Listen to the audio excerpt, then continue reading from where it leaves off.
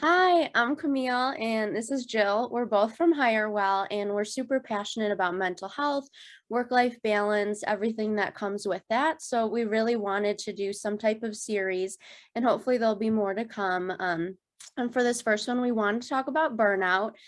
So I've experienced it personally and so has Jill. So we want to talk about our personal experiences, but also just a little bit more about it. And this kind of came about just because we're both recruiters at and just talking to candidates, really getting an understanding for everything that everyone has gone through in the past couple years with COVID and everything, and just work-life balance. So a lot of candidates are looking for better opportunities or companies that provide better work-life balance.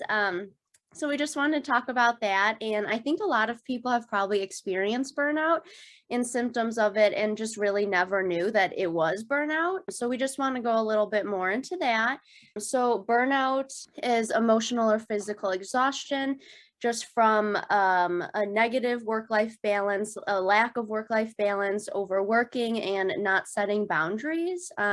So a little bit about my personal experience. It came from unclear job expectations. So I was really overdoing it. I wasn't setting boundaries for myself. I was staring at the screen so long all day. I had migraines.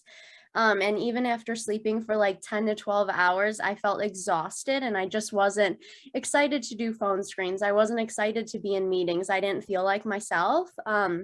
So this really was a wake up call just to be able to take some time for myself, set those boundaries between meetings, make sure, even if it's like 5 or 10 minutes, just make sure to step away. I really love smoothies, so I love making those. Any type of food that fuels me. I love to have little snacks like strawberries and apples throughout the day. Those are really big for me, and just making sure to plan my day better, just so I give myself a break and don't rush through the day. Has worked really well to keep me on track and keep me feeling good throughout the day. But I want to give it over to Jill and she'll tell you guys a little bit about her experience, and then we'll talk about some ways to prevent burnout. Great. Thanks, Camille. Yeah, I feel like, especially nowadays with working from home and just the repercussions, the backlash of COVID and everything that comes with that, burnout is real. And especially, I feel like people tend to get, myself included, don't know the cues and the signs before we hit burnout. And for me, I didn't realize that I had so much stress, compounded stress, that I was completely ignoring. I was so focused in my work. I wasn't taking care of myself. I wasn't stopping throughout the day. It was just like, I put my hood up and just got to work.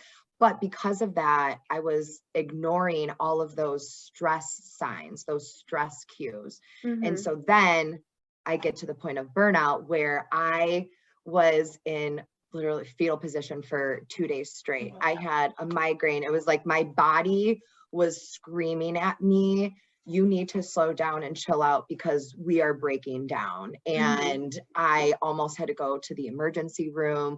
I was so physically exhausted and drained and overwhelmed.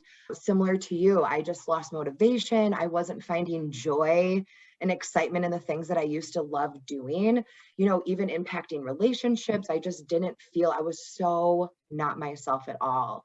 And, I feel like the understanding the different stress cues is what really, saved my health, so I had to do, when I hit that rock bottom of burnout where I couldn't move my body for 2 days, I knew that I had to really start taking stress seriously, and I think that, sometimes we can kind of just push it off like, oh, we got it. Stress is, I'm fine. I'm not stressed, but that really works on the back end, and our bodies always know best. We cannot trick our bodies. Our bodies will always know, and our bodies will always let us know when we are stressed. So like physical cues, for me, I get headaches. I don't sleep well. I get lower back pain. I get sciatica. I get, the physical stuff is really loud, but of course we want to use that to prevent actually burnout. And I think another part, which is really important, especially like you said, talking with different candidates as recruiters, you hear a lot about, work-life balance, or, what does that look like? How are employers treating mental health? Mhm. And, I think that, like you said, setting realistic expectations for yourself, but also knowing what those expectations are and being able to communicate those and voice those to your employer or potential employer. But what No, go happened ahead. to me about those unclear job expectations is I was comfortable going to my manager and letting them know what was going on. And they're like, yeah, this is not normal. You're doing way too much, pushing yourself way too hard. It's just because all of that work was coming in. And when you're working from home in a new job, in the past, it was just hard to know what everyone else was doing because you're not in an office. You don't see Yeah. how many phone screens people are on a day. And there was just so many unclear expectations of my role that I just kind of went with what felt right at the time. And long term, it was just not doable, and it was just not good for anyone to be doing that much. So, Yeah. Yeah. And look at that, and another part of this is understanding, especially for job seekers or even people, in current jobs right now, is knowing that you have a safe space to have those conversations, mm, especially, and that starts from the top. And shameless plug for HireWell, Matt does a phenomenal job of keeping those conversations open, especially with all that we're doing with mental health and, providing that safe space for people to talk about it.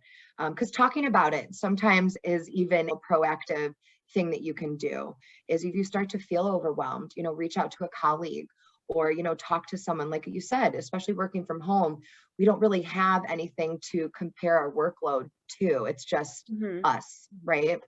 But I think with that, setting boundaries is, in my opinion, is everything. And In every knowing, aspect of life, yes, setting boundaries in every aspect of your life.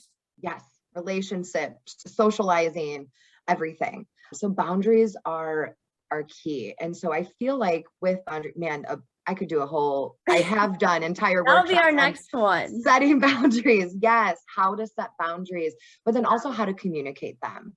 So understanding boundaries is so important because you have to give yourself space to actually know what your limits are. And Mhm. so setting those boundaries, first knowing what they are and why they're important to you. Because if we're just setting boundaries just for whatever reason, not really caring why, it's really easy to break those boundaries. And then what's the point of them?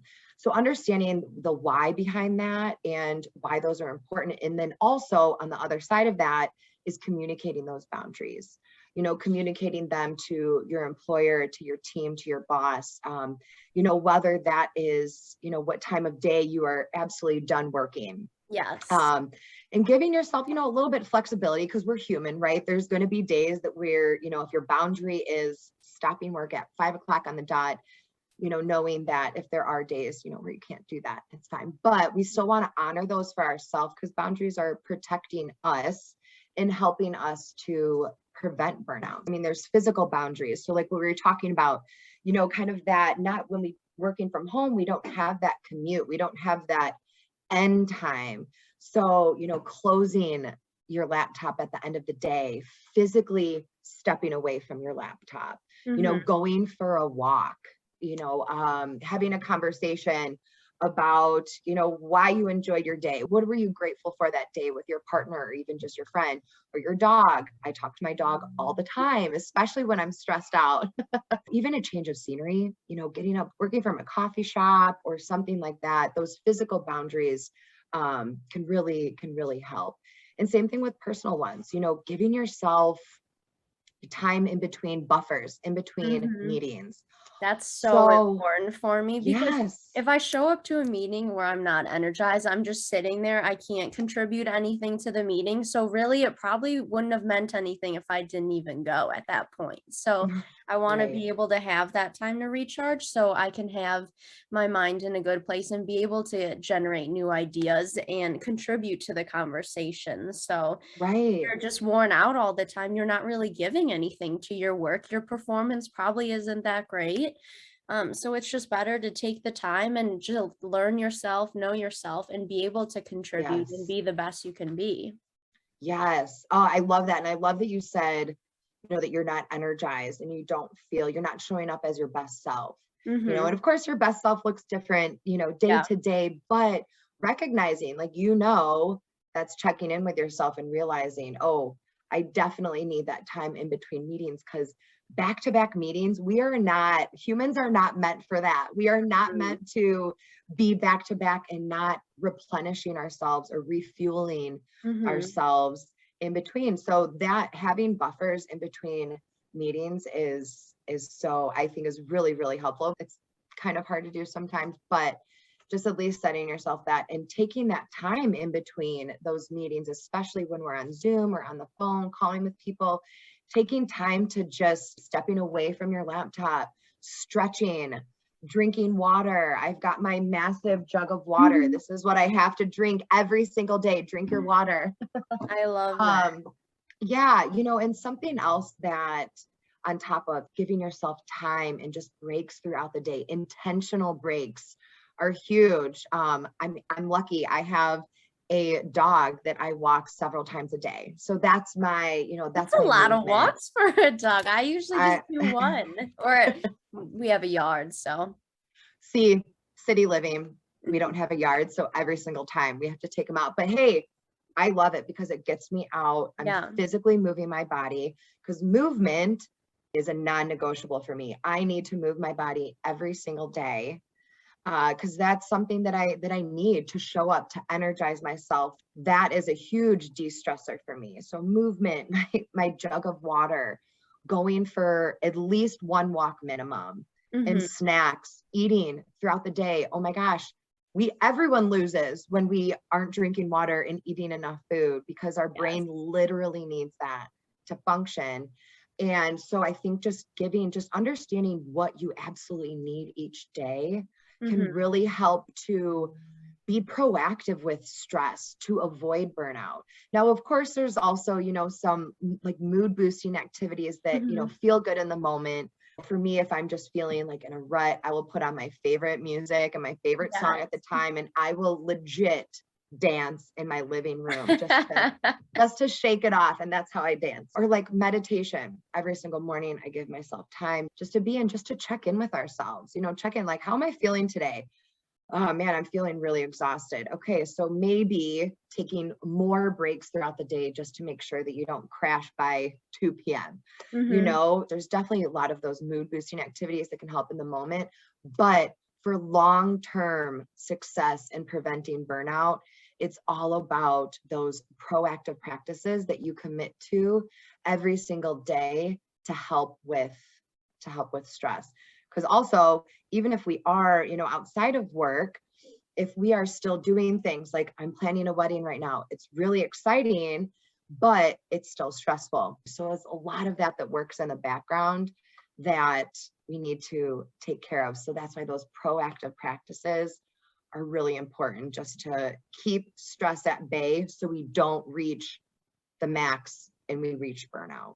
Yeah. And even if you absolutely love your job, like hire well, everyone is amazing. We love what we do. We love who we work with, but it still is a lot. Like working and the balancing act of work and life is a lot. So just knowing yourself. And honestly, if I never went through burnout in the past, I probably wouldn't know myself as well. It's almost like going through a bad breakup and knowing what movie to put on, like what music to listen to, Yes. ice cream. It's like you have to know yourself, and to be able to be proactive has really just saved me a lot in a work-life balance situation. So I think you really just have to go through it. But if you're lucky enough to never go through it and just learn yourself without that, then that's awesome. Yeah, I love that. Absolutely. And I think, when you get to that point of, where you're running on fumes, you're running on exhaustion, you're kind of running on this survival level. You want to get out of that survive mode where we're just barely holding on and hoping we get through the day. Mm-hmm. You got to ask yourself, are you living to work, or do you want to work to live? Because Yeah. if we kind of take a step back and just see, okay, what are the patterns here? What's going on? How can I fix it? Definitely helps to get to know yourself a lot better and know what your boundaries are, know what your capacity is so important. Yeah, and even just like a little example of setting up your day. I usually block my time out or things like that. But in the past, I'd be like, let's do all these pre-screens like right in a row, get them done so I can do stuff for the rest of the day. Maybe that sounded great to me in the past, but not at all, because you can't be giving your best when you're doing one after another. It might get over quicker and be able to spend the rest of your day doing other things, but it's just a lot and you're not setting yourself up for success. So just knowing that you wouldn't feel great doing all of those in a row, maybe space them out like 30 minutes or so. And maybe if you're feeling it, then maybe call the person early or something and see if that works for them. But just go off of how you're feeling and make sure you're just true to yourself and setting yourself up for success. Yeah, I love that. Staying true to yourself. Yes, definitely. Takeaways, just really knowing what your stress cues are is really important because burnout is that compounded stress and that exhaustion over a long period of time. So knowing what your stress cues are, but then also knowing what does stress you out, even the good stuff, because that's still something. Knowing what works for you to what are those boundaries that you absolutely need to be able to show up as your best self, to feel energized, to refuel, to know how to decompress? Is that closing the laptop at the end of the day and maybe just sitting for a few minutes just to like Mhm. reflect and think of things that you're grateful for, proud of yourself for that day? What are those things that you can do to help create that space to just be? Yeah, and remember you we were know, talking about, since so many people work from home now, you don't have that 15 to 40 minute, maybe an hour commute of a train ride or car ride home right. where you get to listen to a podcast or just kind of decompress about the day or listen to the radio. So I think it's hard for us to have that off switch when we're already at home, our computers maybe sitting out in the bedroom, in an office, kitchen, living room, wherever you work. So creating that time to decompress, of like going for a walk, maybe just getting some fresh air, just doing something to create that even line of, okay, now I'm just living my life. I'm not at work anymore. I'm just going on with the rest of my day with my family or loved ones, whoever you're with, just making sure there's a fine line between that. And that should help you just kind of create a safe space. Yeah, absolutely. And everyone has their own experience. Everyone has different lifestyles, different goals, different journeys. So, it's all about just taking a toll, just understanding what you need for yourself. And then, of course, acting on it, right? We can think of all of the things that we Mhm. want to do. We want to carve out time for ourselves. We want to have morning routines. We want to close our laptops at a certain time. Yeah. But the real work is committing to that and just taking that action to really be true to yourself and commit to yourself. Yeah. So hopefully we've given you guys enough to kind of take away and hopefully either make a list of what works for you or put reminders on your phone, maybe to get up and go for a walk or take a break. Usually I try to get up like every 30 minutes or so, or just whenever's the end of a meeting or task, and just kind of get some fresh air or walk, even if it's just for a few minutes. So hopefully you guys can come up with some ideas and find out what works for you, just so you don't have to go through severe burnout. Yeah. Awesome.